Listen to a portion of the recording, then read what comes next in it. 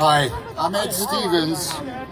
Nobody really, but right now we're opening a Treasure Salvers Hall of Fame in Sebastian, Grant to be specific. I'm gonna tell you real quick why we're opening a Treasure Hunters Hall of Fame. Mel Fisher was the king. It's good to be the king. Mel's still the king. We revere him and the Fisher family. Kane Fisher was one of my heroes. Mel, Taffy, Dirk, Angel, Kim Fisher. So now we want to kind of spread it a little, that we talk about other treasure salvors that smuggled drugs and ran guns and my kind of people.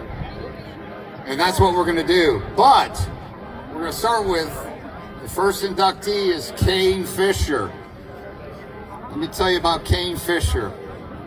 When I knew him on the Atocha, he was one badass digging son of a bitch. A man's man in treasure hunting. Captain of the Dauntless. So, let me tell you the Atocha story, abridged. So, in July 75, Dirk Fisher and his crew of the North Wind, July of 75, they were up in the quicksands finding treasure, and overnight, the North Wind, the vessel they were on, it dragged anchors. So Dirk dove down, free dove to pull up his anchors the next morning, and he found 9 bronze Atocha guns. Yeah. 9. I wish I had one of them. Yeah, they're worth a couple million now. So a lot of other treasure hunters were claiming Mel Fisher, our king, was salting the wreck, raising money, fraud. And when you have 9 bronze cannons, they have the foundry maker in Spain and the guy that did it, and the markings, the weight, everything. Unequivocally, it was the Atocha. Big find. Dirk Fisher, Angel, Rick Gage on the North Wind. So a week later, they went out a little early. I'm going to go over this quickly. And Mo Molinar's on the Virgin Islands. He stayed up in the Marquesas Islands, 75. And on July 20th, the North Wind turned turtle, it broached, and it killed Dirk Fisher, and it killed Angel Fisher, his bride, and it killed Rick Gage. 1 week after the 9 bronze guns. So Kane was on that unfortunate accident, among others, and when the boat turned turtle, he rode out the rest of the ordeal on the keel. Mo Molinar picked him up with a Verge and others, survivors. It really affected Kane. Really affected Kane. So Kane started digging. He had a theory after all that, and Kane started digging at 92 degrees. And he thought that's where the main pile, where it came in, $450 million. And by people being arrested on my ship, I became the captain. I was the captain of Sabre Rock. Really big boat, 165 foot, big blowers. Kane was my buddy. So I asked if we could take the Sabre Rock out into Kane's trail. Kane's hypothetical trail at 92 degrees.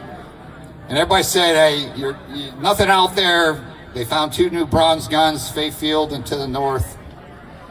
So for 5 months, we dug with the Sabre Rock. Kane set my anchors and we leapfrogged. And nobody wanted to dive. Anyway, after 5 months, my ex-wife now, went down and turned into 13 gold bars, gold chains. Sid and KT found a emerald gold belt, stirrups, everything. It was just a lot of things. Memorial Day, 1985, a couple million. Anyway, it proved it was in deep water. Really, what we found, it was proof that the Atocha wasn't up in the quicksands. It was in deep water, Kane's Trail. So then Ed Little, a cartographer, looked up some charts, and years ago they had a smudge on the end of that trail, and they set Kane there with the Dauntless, and boom! Andy Matrosi and Greg Warham went down, and there's a reef of silver bars, gold bars. Bill Moore found like 56 gold bars. 450 million. Right, room? Right? So Kane was vindicated, I was vindicated, and he did it mostly because of Dirk. John Brandon calls it Dirk's Trail, but I was there, it was Kane's Trail. but he loved Dirk. So we found the main pile. We partied pretty hard. I won't go into that, but we had a good time. And I woke up somewhere else in law school, and then Kane kept going. I just saw him a few months ago, and I told him he was the first one in the Treasure Hall of Fame at Captain Hiram's, and then he passed away 2 weeks later. His lovely daughter, Farah, and I want to say I love Taffy Fisher because she is the queen. Make sure she's not behind me. Okay. Farah, Kane Fisher's beautiful young daughter, is going to make a speech. She brought some frame stuff. I brought the cheap stuff. And let me just quickly turn it over to her. I want to say again, we love Taffy. All right, here's Farah Fisher, Kane's daughter. God bless you, Kane.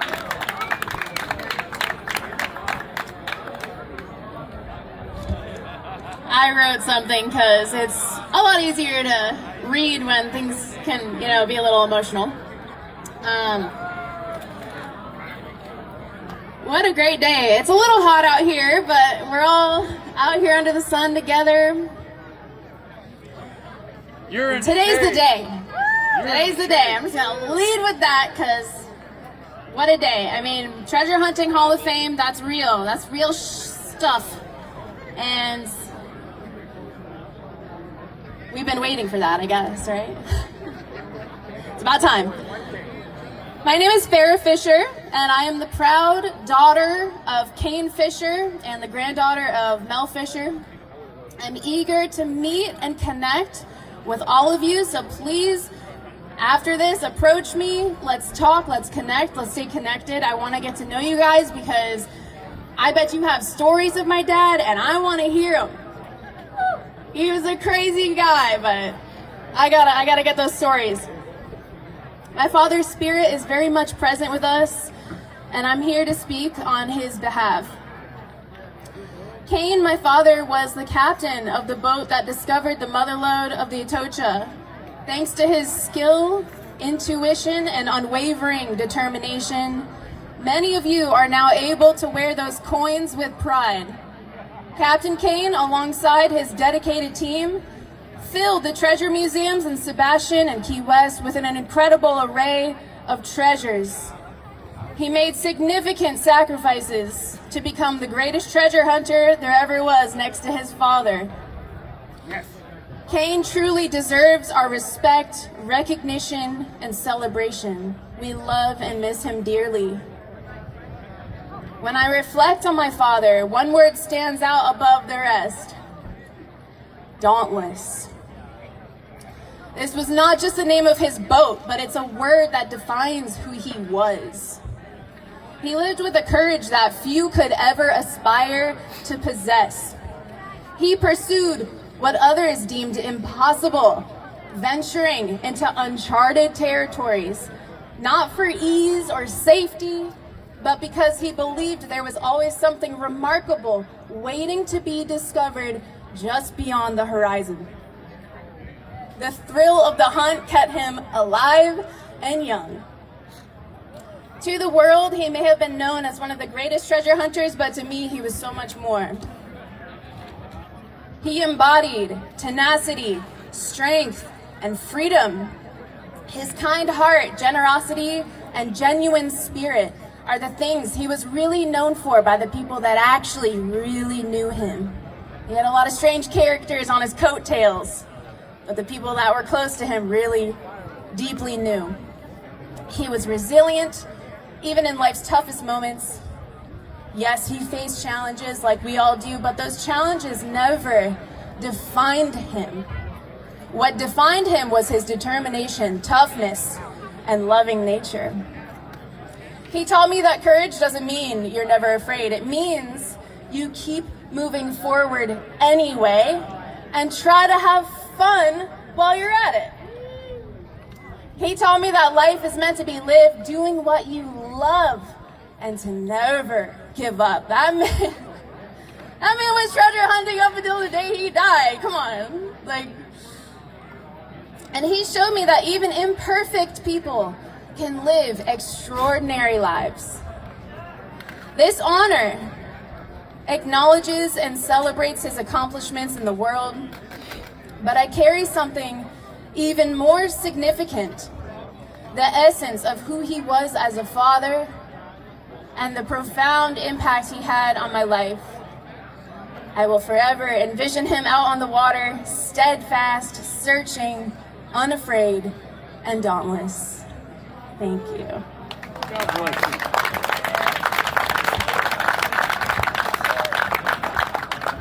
Captain, you're up. All right, hey everybody again. John Brandon's the next one up, but he had to go meet some people. But he's alive. He's one of the only 4 inductees that's alive. Anyway, that's why we're doing it. We're all dying. Let me tell you about John Brandon and the Endeavor. It's Melvin the Fourth. I said that wrong, but it's what I say. He's restoring the Endeavor. The Endeavor and John Brandon. He grew up in Fort Pierce. Mel wouldn't hire him, Mel Fisher, until he was 16. Then he hired him, and John found some of the greatest finds, gold coins.